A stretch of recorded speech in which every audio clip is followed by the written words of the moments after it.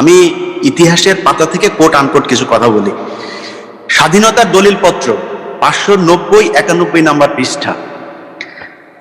সেখানে মাওলানা ভাসানী ঢাকায় একটা জনসভা করেছে এবং সেই জনসভায় তিনি 71 সালে সেই জনসভায় তিনি 3 লক্ষাধিক মানুষের সামনে, যেটা 7ই মার্চের যে ভাষণ সেটা কিন্তু শেখ মুজিবুর রহমানের ভাষণ, যেহেতু অনেক সুন্দর করে তিনি কথা বলতেন সেটা সামনে এসেছে, কিন্তু এর বাইরেও কিন্তু সরাসরি স্বাধীনতার ঘোষণা দিয়ে অনেক কয়টা ভাষণ আছে আপনার এই মাওলানা ভাসানীর। এর মধ্যে একটা প্রথম ভাষণ যেটা হয় সেটা হচ্ছে 1957 সালের 10 থেকে 12 ফেব্রুয়ারি পর্যন্ত কাকমারি সম্মেলন হয়।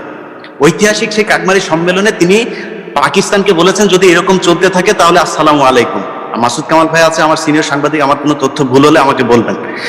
তো সেখানে তিনি বলার পরে সেই বছরেই 25শে জুলাই রূপমহল সিনেমা হলে ভাসানীকে নতুন দল গঠন করতে হয়েছে। কেন জানেন? কারণ ভাসানী তখন এই আওয়ামী লীগে ছিলেন এবং তাকে রাখতে দেওয়া হয় নাই। কেন? তিনি স্বাধীনতার কথা বললেন, এই জন্য তাকে দলে রাখা হয় নাই। তিনি বের হয়ে এসে তারপরে এই রূপমহল সিনেমা হলে 25শে জুলাই 1957 সালে নতুন দল গঠন করলেন। সেই দলের থেকেই তিনি ন্যাপ, তারপর থেকেই সেই ন্যাপ চলল। অতএব ভাসানী কিন্তু এরপরে যুদ্ধের কথা বলা হয়েছে। তারপরেরটা বলি, এরপরে শেখ মুজিবুর রহমানের সাহেবের সাথে ভাসানী সাহেবের অনেক ধরনের দ্বন্দ্ব হয়েছে, অনেক কিছু, এগুলো ইতিহাসের সবকিছু আপনারা জানেন। সবশেষ যেটা ডকুমেন্ট সেটা বলি, সেটা হচ্ছে শারমিন আহমেদের, যিনি তাজউদ্দিন আহমেদ সাহেবের মেয়ে, তিনার বই নেতা ও পিতা বইয়ের 45-46 নাম্বার 2টা পৃষ্ঠার মধ্যে খুব স্পর্শকাতর কয়েকটা বিষয় লেখা আছে। এর মধ্যে একটা হচ্ছে তাজউদ্দিন আহমেদ, নূরজাহান মোর্শেদ, তারপরে হচ্ছে ব্যারিস্টার আমিরুল ইসলাম, ইনারা বেশ কয়েকজন গিয়েছিলেন 25শে মার্চ রাতে যে মুজিব সাহেব আপনি যেহেতু বঙ্গবন্ধু, আপনি যেহেতু এই এখন আমাদেরকে যেহেতু আলাদা হয়ে যেতে হবে, আমাদেরকে একটা বাসা ঠিক করা ছিল, যে বাসাতে তারা থাকবে গোপনীয়ভাবে এবং সেখানে থেকেই মুক্তিযুদ্ধ নিয়ন্ত্রণ করবে, পরিচালনা করবে। কিন্তু শেখ মুজিবুর রহমান সাহেব 25শে মার্চ এসে তিনি বললেন আমি যাব না। এরপরে বললো ওকে ঠিক আছে, আপনি যেহেতু যাবেন না, আপনি যেহেতু গ্রেপ্তার হবেন, তাহলে আমাদেরকে এই স্বাধীনতা ঘোষণাপত্র এটা আপনি পড়ে শোনান। আমাদের টেপ রেকর্ডার নিয়ে গিয়েছে, টেপ রেকর্ডারে পড়ান। আমি কিন্তু ইতিহাসের বই থেকে বলছি, ওনার বইয়ের 45-46 নাম্বার পৃষ্ঠা পড়লে আপনারা এগুলো পাবেন। সেখানে তিনি বলছেন না আমি টেপ রেকর্ডারে বক্তব্য দিব না। তারপরে বললেন যে ঠিক আছে তাহলে এটা একটা সিগনেচার করেন। তিনি বলেছেন আমি সিগনেচার করব না। তিনি বললেন যে তোমরা সবাই যাও, নাকে তেল দিয়ে ঘুমাও, 27 তারিখে হরতাল। অর্থাৎ যেই 26 তারিখে শহীদ প্রেসিডেন্ট জিয়াউর রহমানের ভাষণের পরে যুদ্ধ শুরু হলো, সেই যুদ্ধটা কিন্তু শুরু হওয়ার কথা ছিল না। অনেকে বলছেন যে উনি ওনার পক্ষে, উনি সেটা ভদ্রতা দেখিয়েছেন, কিন্তু উনি না বললেও পারতেন। 27 তারিখ হচ্ছে হরতাল ছিল শেখ মুজিবের ঘোষণা অনুযায়ী।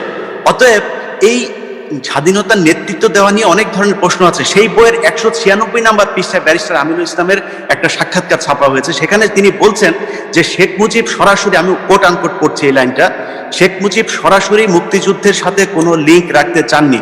উনি হয়তো একটি নেগোসিয়েশন চাচ্ছিলেন। শেখ মুজিব জানতেন তাকে হত্যা করা হবে না, সেই জন্য তিনি গ্রেপ্তার হয়েছিলেন। কোট আনকোট পড়লাম রাব্বানি ভাই, আমি কিন্তু আমার লেখা বই পড়ছি না, তাজউদ্দিন আহমেদ সাহেবের মেয়ে শারমিন আহমেদের বইতে পড়ছি। সবশেষ আমি ওই যে আমার সেই দর্শকের বক্তব্যের প্রশ্নটা উত্তর দিতে চাই, যে কুষ্টিয়াতে যে ভাস্কর্য ভাঙা হয়েছে আর যে সেই কুষ্টিয়া জেলার এসপি যে বক্তব্য দিয়েছে সেটা নিয়ে ওনার একটা আক্ষেপ ছিল। ভাই, কুষ্টিয়া জেলার যারা এখন এই যে এই বয়সের যারা এসপি তারা সবাই কিন্তু ছাত্রলীগ থেকেই গিয়েছে। তো এই ব্যক্তি সেখানে যে আছেন খুব নিজেদের লোক, সেটা কিন্তু সরকার আগে থেকেই জানতো বলেই সেখানে শেখ মুজিবুর রহমানের ভাস্কর্যটা ভাঙা হয়েছে। শেখ মুজিবের ভাস্কর্য যে কোনো মাদ্রাসা ছাত্র ভাঙে নাই, সেটার প্রমাণ হচ্ছে ওই ভাস্কর্য যারা ভাঙতে যাচ্ছিল তাদের পেছনে পেছনে সিসি ক্যামেরা হাঁটছিল। এটাই হচ্ছে সবচেয়ে বড় প্রমাণ। এই পৃথিবীতে এখন পর্যন্ত এরকম সিসি ক্যামেরা আমি দেখি নাই যে যারা ভাঙতে যাচ্ছে তাদের বাড়ি থেকে শুরু করে ফলো করে একেবারে ভাঙা পর্যন্ত ফলো করেছে এবং সুন্দর করে কোনো দিকে তাকায় না। হাতুড়িও সেই জায়গায় রেডি ছিল, হাতুড়ি দিয়ে। তো এখন হাতুড়ি কাদের জাতীয় প্রতীক সেটা তো আমরা জানি। অতএব এটা নিয়ে তো কথা বলার কিছু নেই ভাই।